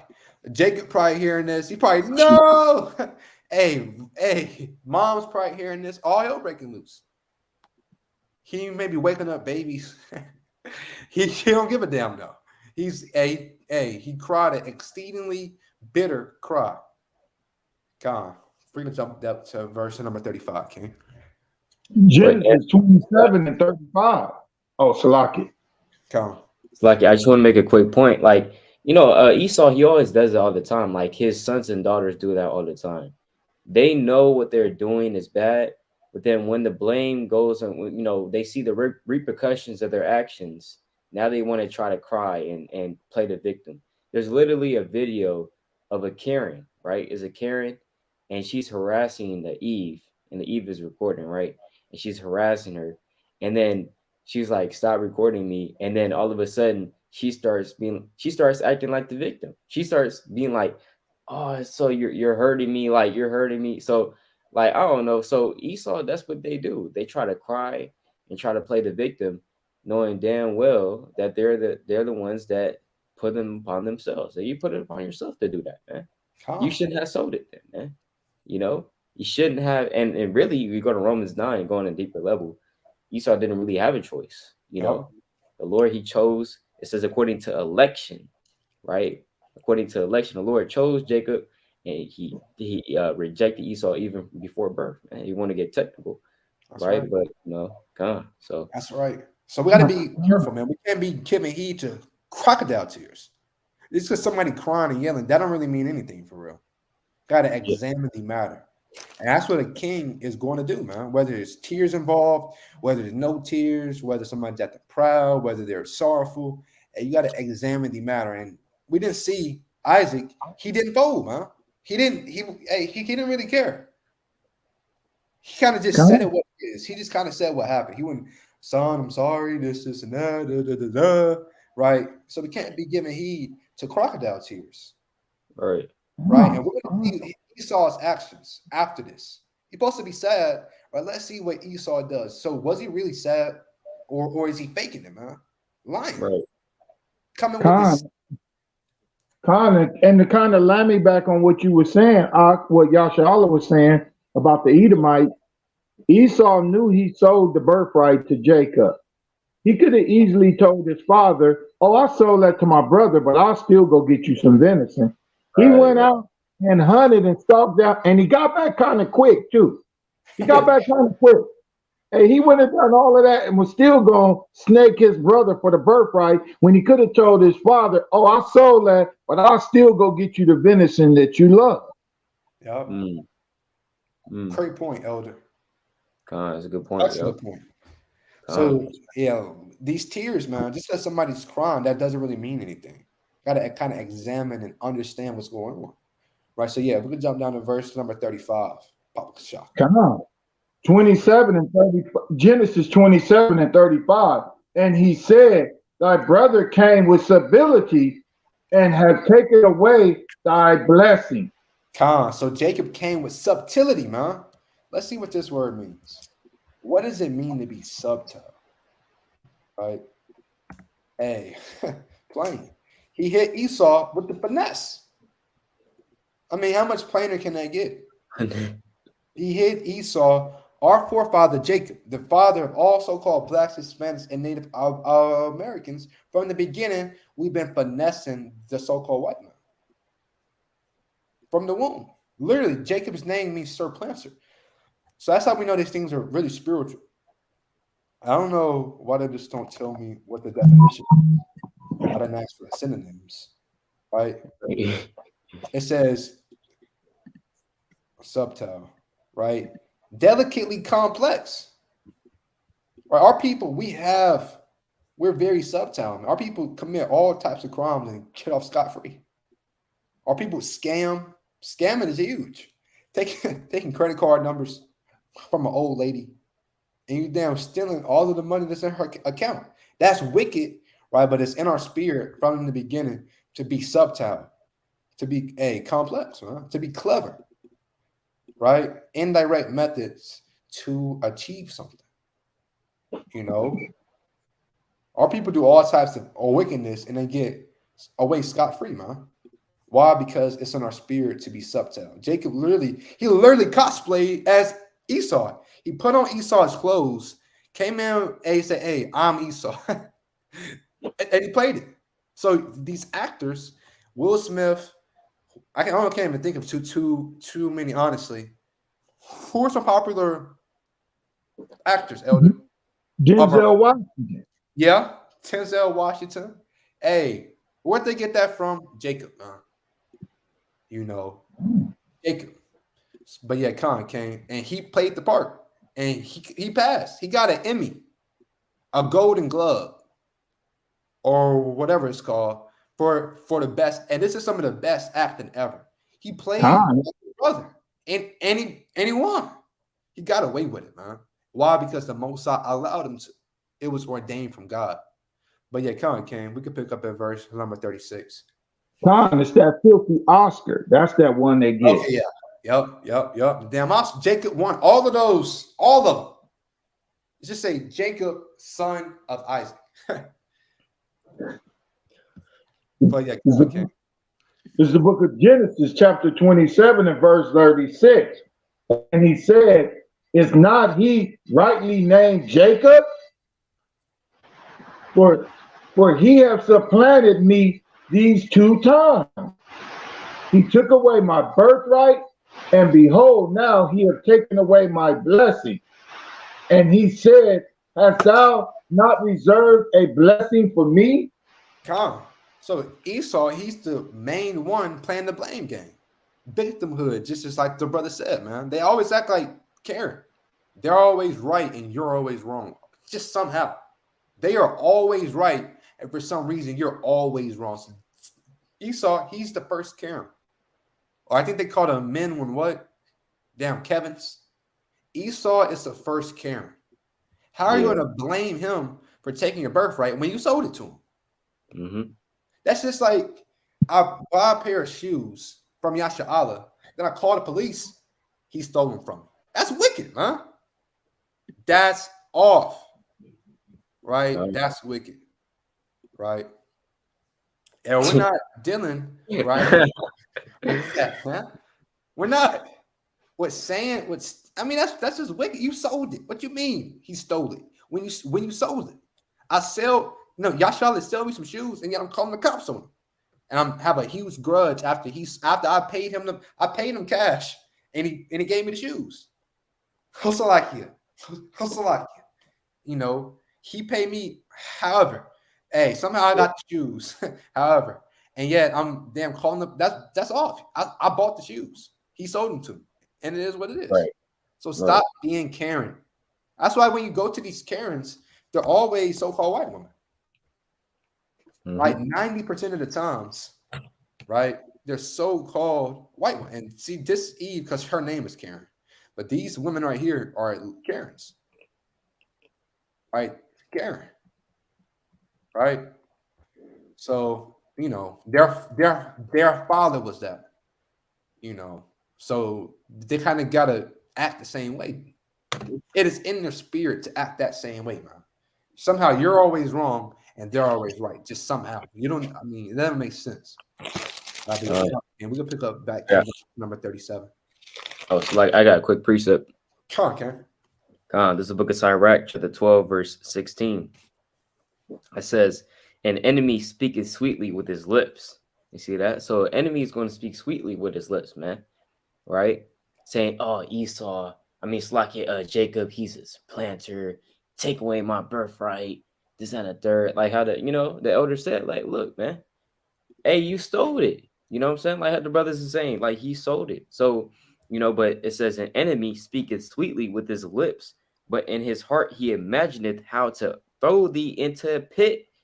He will weep with his eyes. We're not making this up, man. Oh. We're not making this up. He will weep with his eyes, but if he find opportunity, he will not be satisfied with blood. You see that? So Esau, man, that's what he does. All right. And how the scriptures literally say, Hebrews 12 and 17, though he found no place of repentance, though he sought it carefully with tears. And that's what Esau's always going to do, Yeah, and there's a little bit of folly in the chat, and that will be addressed post the lesson. We will address that question, Lord willing, that was dropped in like the chat. But we're focused on the lesson right now, teaching our people who are the sons of Jacob and who are the sons of Esau. So we're going to get back to the topic. And that folly that was in the chat, that will be addressed post lesson. So brothers that got that question, you stick on, and we're going to go through the precepts and show. All right, but yeah, we're going to continue through the spirit. Right, in verse number, I think we're in verse number 39. 37. Okay, come on, Ken. This is Genesis 27 and 37. And Isaac answered and said unto Esau, Behold, I have made him thy Lord, and all his brethren have I given to him for servant. And with corn and wine I have sustained him. And what shall I do now unto thee, my son? And Esau said unto his father, Hast thou but one blessing, my father? Bless me, even me also, O my father. And Esau lifted up his voice and wept. Calm. So again, these crocodile tears. We're gonna see why we're calling these crocodile tears. We're gonna see how Esau really feels, man. If we can jump down to verse number 39. Genesis 27 and 39. And Isaac his father answered and said unto him, Behold, thy dwelling shall be the fatness of the earth, and of the dew of the heaven above. So Esau dwells in the fatness of the earth, man. He comes in, conquers the best lands, man. Now they run the whole earth. There's no place on earth where the so-called white man has not been, where he does not hold any power, man. They're in South Africa.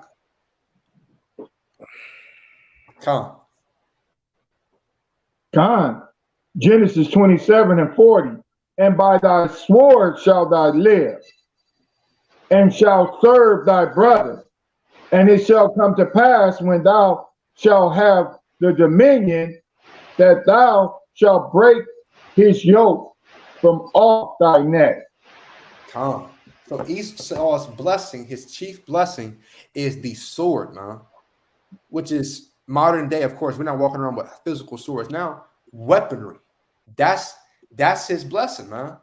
I mean, because again, just as the brother was saying earlier, they have drones. I mean, I don't know how to build this. Elder, do you know how to build this up? La. I mean, they got drones that come out and drop missiles on people. I don't think we can see it. Salakia, I don't think we can see your screen up. Salakia. Damn. Salakia, King. Crazy. So they got missiles, man. They got drones. I can't build this. I don't know how. But the so-called white man, somehow he knows how to build all these weapons, man. Them AK-47s. They are blessed with the sword, man. Look at them. Look at them. They go to war and use all types of fighter jets, right? They cost millions of dollars. I wouldn't even know damn what to do in a fighter jet. They know the buttons and how to do this, and I know how to damn rotate it 360. They kind of flip that mug back up like damn Top Gun from damn just like damn Tom Cruise, man, from damn Top Gun. So, hey, Salakia. oh, I knew an Edomite whose mother was an Israelite, but his father was an Edomite, right? And he loved guns, man.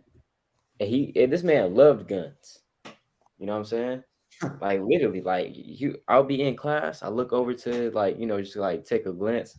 This dude is looking at guns on his phone, got guns on his damn computer, right? And you ask him about a gun, and he knows about it, bro.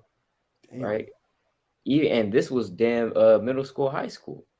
All right. So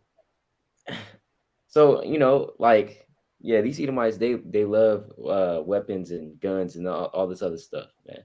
Hey, the atomic bomb, where did it come out of? Babylon the Great. All right. Yeah. It didn't come out of Nigeria some damn where, man. Or damn Mexico.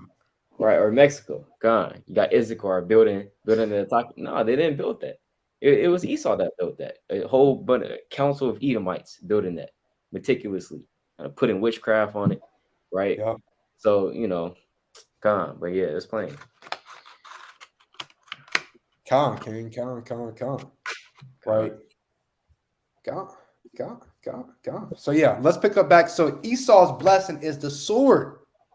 The so-called white man, they have all types of drones, missiles, guns that nobody else has. I mean, this brother said, who built the atomic bomb?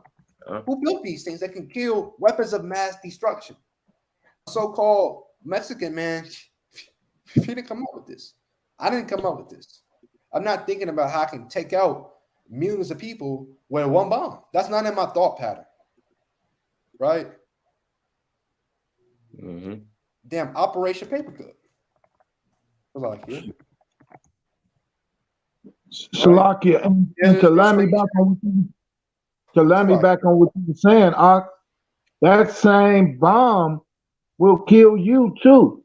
So you're not even thinking about yourself when you're making it, because anybody with any kind of sense will go, well, I'm not going to make something that's going to kill me too. Esau created a bomb that's going to wind up destroying him.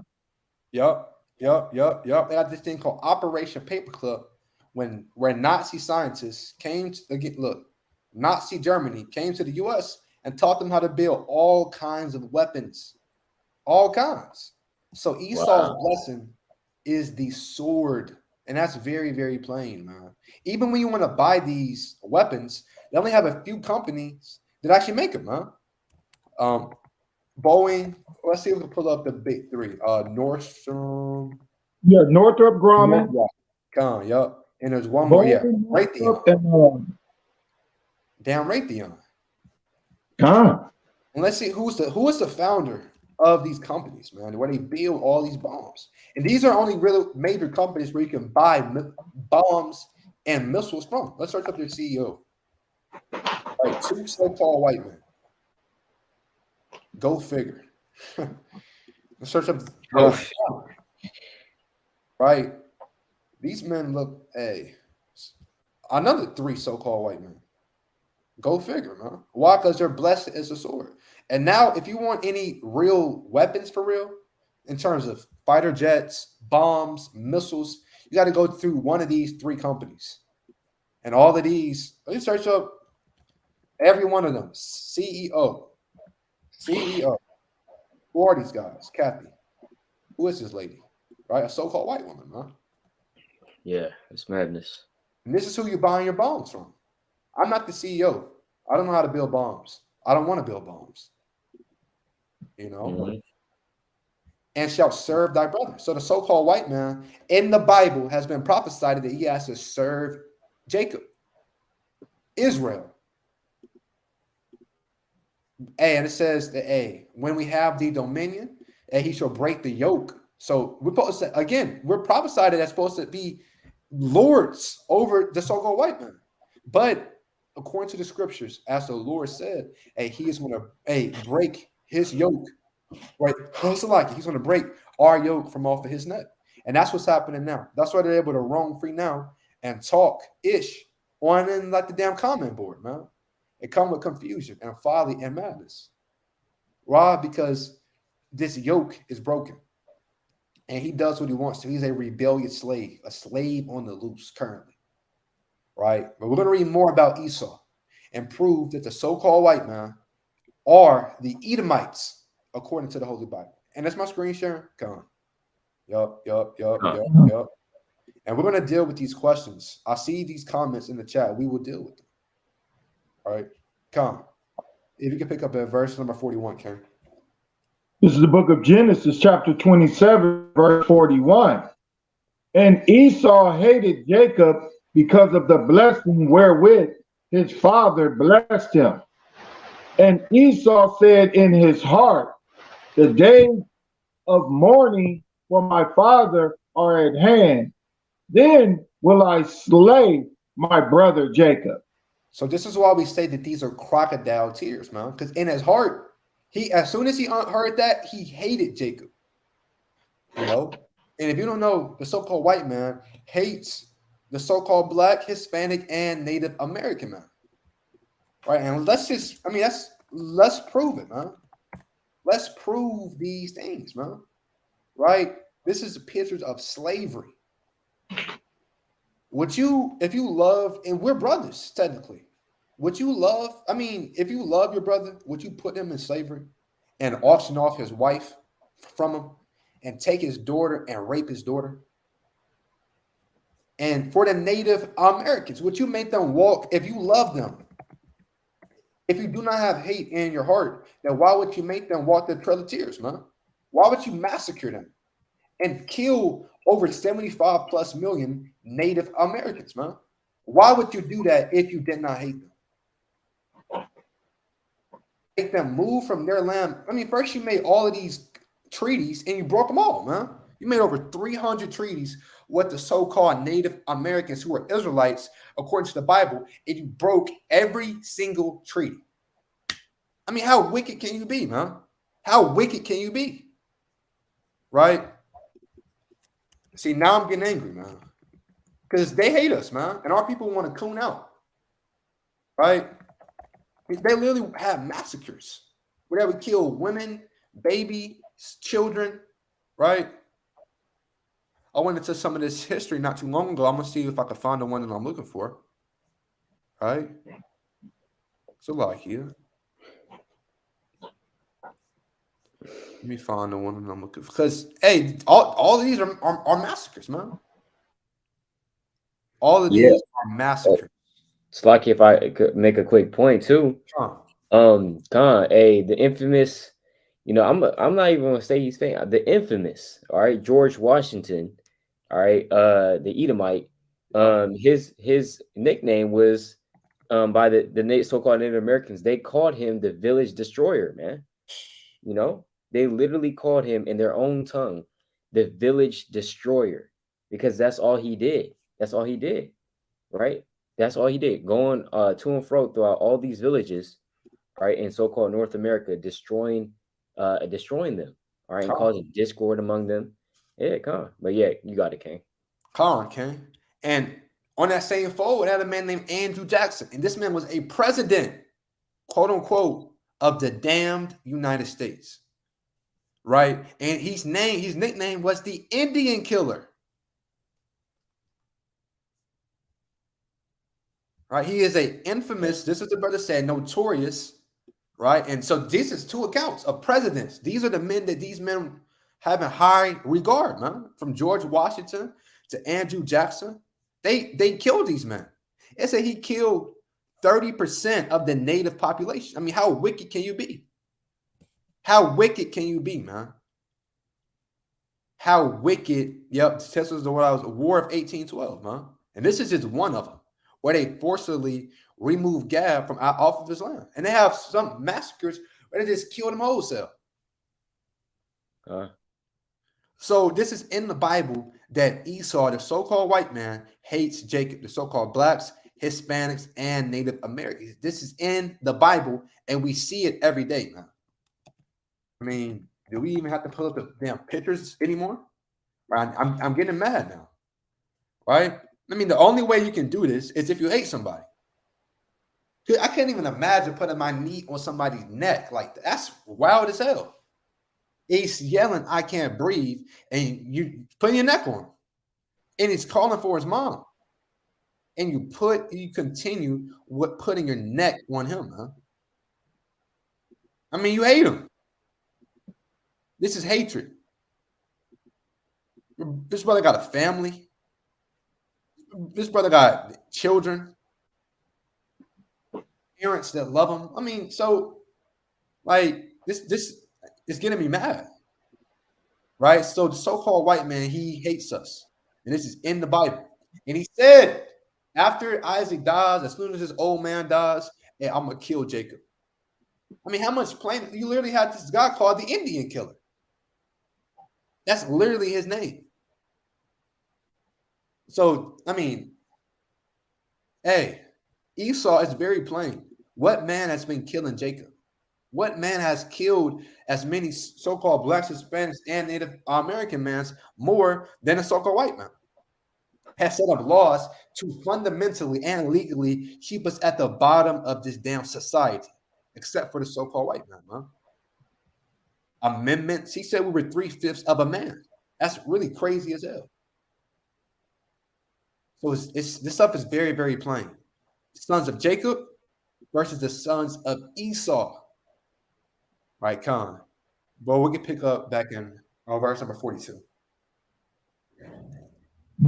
This is Genesis 27 and 42. And these words of Esau, her elder son, were told to Rebekah. And she sent and called Jacob, her younger son, and said unto him, Behold, thy brother Esau, as touching thee, doeth comfort himself, proposing to kill thee. So that brought Esau comfort, man. So Esau, the so-called white man, she's a creep. His mind not right. Why? Because he was comforted in killing his brother. How wicked can you be? How wicked can you be? To find comfort in killing your literal brother. And it happens every day.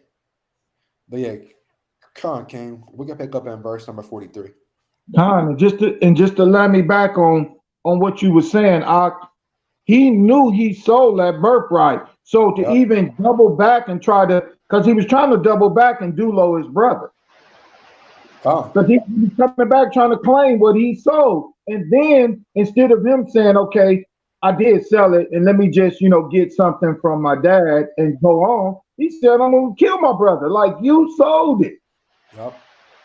Yep. Genesis 27 and 43. Now, therefore, my son, obey my voice and arise, flee thee to Laban, my brother, to Haran, and tarry with him a few days until thy brother's fury turn away. So she told Jacob, our father, to go leave, man. Let your brother cool down, man. Because if you don't let him cool down, he's going to just straight up kill you. That's just wicked, man. That's wicked as hell. All right, but come, we can pick up back in verse number 45, Cam. Genesis 27 and 45. Until thy brother's anger turn away from thee, and he forget that which thou hast done to him. Then I will send and fetch thee from thence. Why should I be deprived also of you both in one day? Calm. So she understood that if Esau kills you, right, then something's gonna happen to Esau, man. Right? We're not gonna get too deep into it, but the law is going to take place, and Esau is going to get judged, man. So she told him to leave because I don't want to see both of you die in like the same day. So we went through Genesis 25 and also 27, right? Showing the difference in characteristics and manners of people between Jacob, who is a so-called Black, Hispanic, and Native American man, woman, and child, the chosen man of God, right? Compared to Esau, the so-called white man, whether they be Jewish, German, Australian, English, American, Anglo, whatever title they want to carry, Spanish, they are the sons of Esau, right? That's what they are, right? And we're going to get one more verse, then we're going to close out through the Spirit. If a brother can pull, like the book of Malachi 1, right? And for the scoffers and just in like the chat, start the video from minute 0.00 and watch the whole video. and it should make sense then. Right? That's for the scoffers that are within the chat. Right. We're going to close out with this through the Spirit. God. What you want? Malachi 1? Come on, yep. God, this is the book of Malachi, chapter 1, verse 1. The burden of the word of the Lord to Israel by Malachi. I have loved you, saith the Lord. Yet ye say, wherein hast thou loved us? Was not Esau Jacob's brother, saith the Lord. So like we just saw a post within the chat. Some weren't they twins, man? But let's see how God feels about these twins, man. Come on, Ken. Come on. Yet I love Jacob. God loves Jacob. God loves the soul. Let's put up the 12 tribes chart, man. The 12 tribes of Israel. These are the sons of Jacob. From Judah all the way down to Naphtali, God loves you. So-called Blacks, Hispanics, and Native Americans, God loves you. Right? So let's see how God feels about Jacob's twin, Esau. Come on, Ken. You got it. Come on. That's right. Yet I love Jacob, and I hated Esau. And I hated Esau. These are the words of God.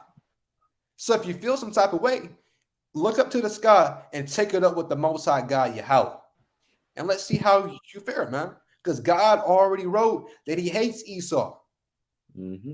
There's nothing I can do about that. Yasha'Allah, he can't throw up a prayer for the Edomites. God, can you please stop? Nah, it's written, man. And it is what it is, man. God hates Esau, the so-called white man, if you did not know. Right, come on, King. That's right. And I hated Esau and laid his mountains and his heritage waste for the dragons of the wilderness. Whereas Edom saith, we are impoverished, when we will return and build their desolate places. Thus saith the Lord of hosts, they shall build, but I will throw down, and they shall call them the border of wickedness, and the people against whom the Lord hath indignation forever. So God said he's mad at the Edomites forever. Forever, and forever, ever, man. As damn Andre 3000 said, man. That's what God said. He has indignation forever against the Edomites. But come on, King. You got it. Or was that it? Come on. Yeah. That was it through the Spirit. Right, so the breakdown through the Spirit of Jacob and Esau. Right, and we went through and to prove who are the real Israelites, who are really the sons of Jacob, and who are really the sons of Esau, man. So with that, we all want to give all honor and glory to the Most High God, Yahweh, in the name of his only begotten Son, Yahweh Shah. Shalom, shalom, shalom, Israel. Khan, shalom.